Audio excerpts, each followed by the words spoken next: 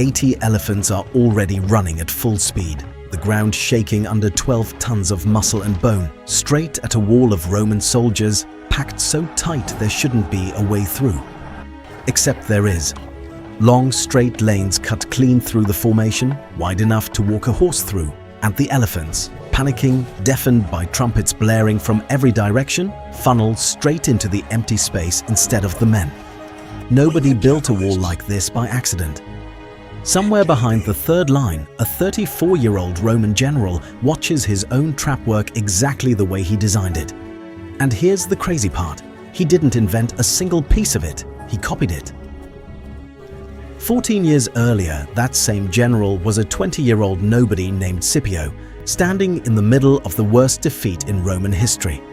At a place called Cannae, Hannibal Barca had just done something no general in the ancient world had managed before.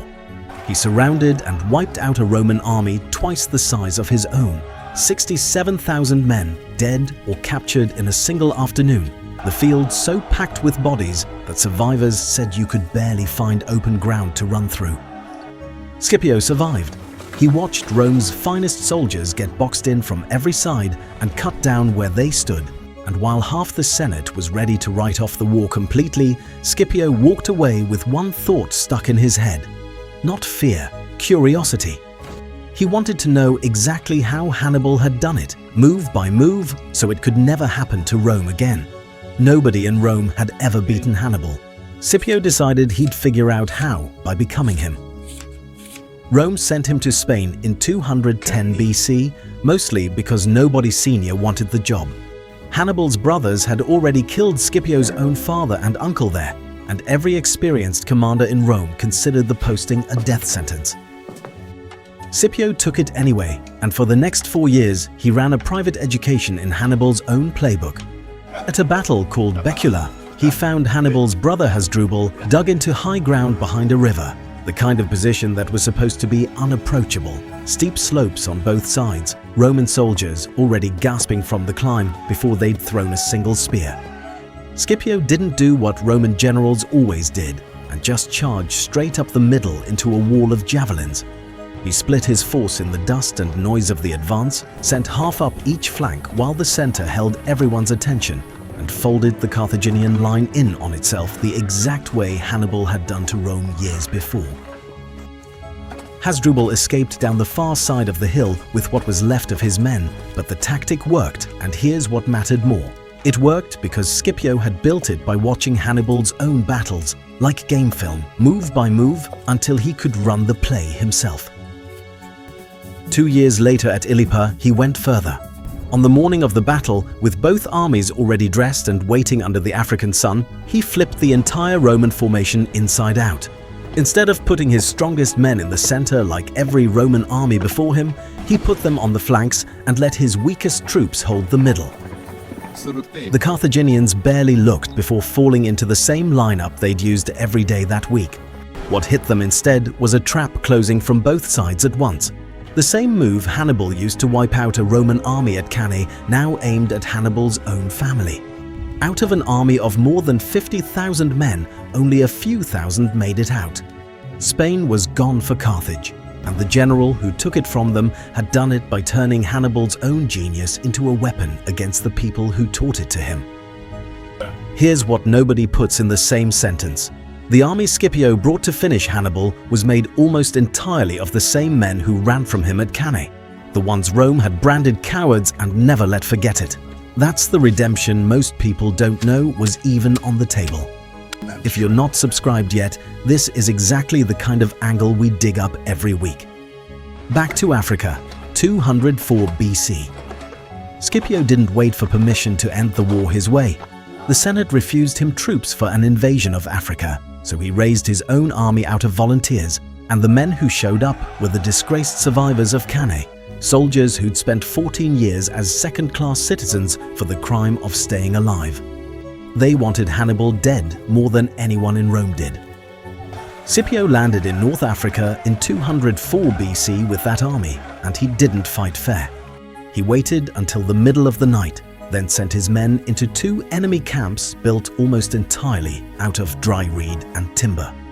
Torches went in with the wind at their backs, and the fire spread faster than anyone inside could react. Men ran for the exits, half-dressed, unarmed, choking on smoke, straight into Roman soldiers waiting for exactly that. Tens of thousands died before Carthage could organize a real defense, and the camps burned through the night while Scipio's men held the gates. Carthage panicked.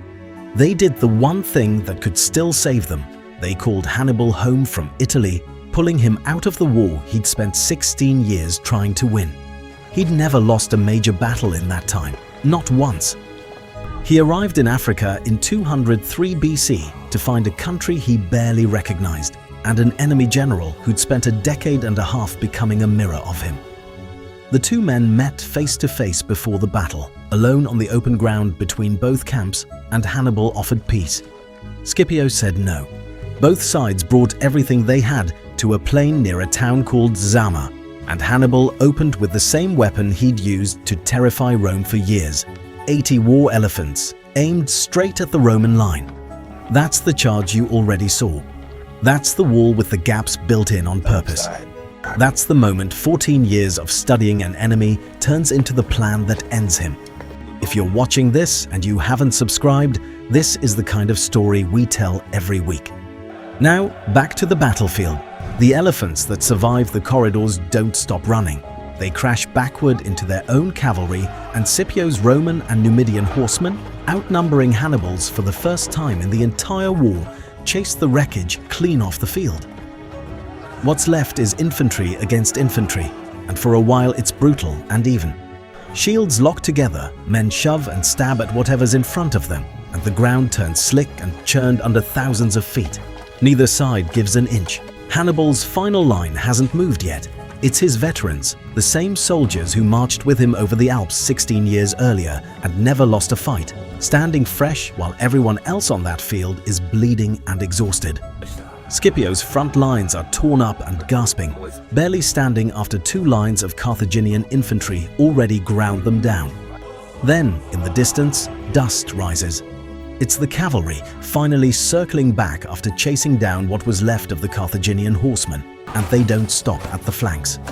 They drive straight into the back of Hannibal's own line, hitting him from three sides at once, the same way Hannibal wiped out a Roman army at Cannae, and the same move Scipio had already rehearsed twice on Hannibal's own brother. Hannibal's line breaks.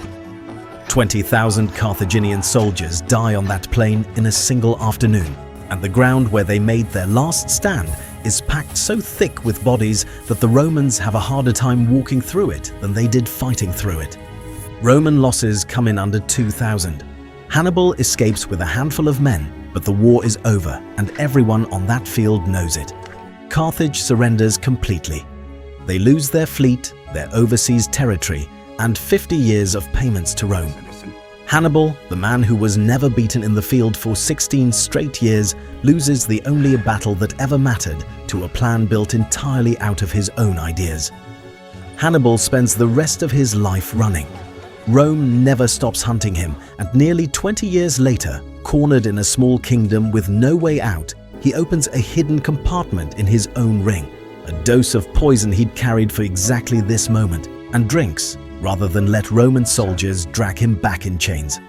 Scipio comes home to Rome a hero, given a name that outlives him, Africanus. But the men who march into that celebration with him are the real ending of this story. They're the same soldiers who ran from Cannae 14 years earlier, the ones Rome called cowards for staying alive, the ones nobody expected to ever wear that name with pride again. They didn't just help win the war. Standing in those ranks, they finished the one man who'd made them run in the first place, beaten with tactics copied directly from him and carried home by the very soldiers he once broke. 16 years undefeated, and Hannibal Barca lost to a mirror his own worst day built. I'm Zombo. If you made it this far, you're already part of the quest. Subscribe, and I'll see you in the next one.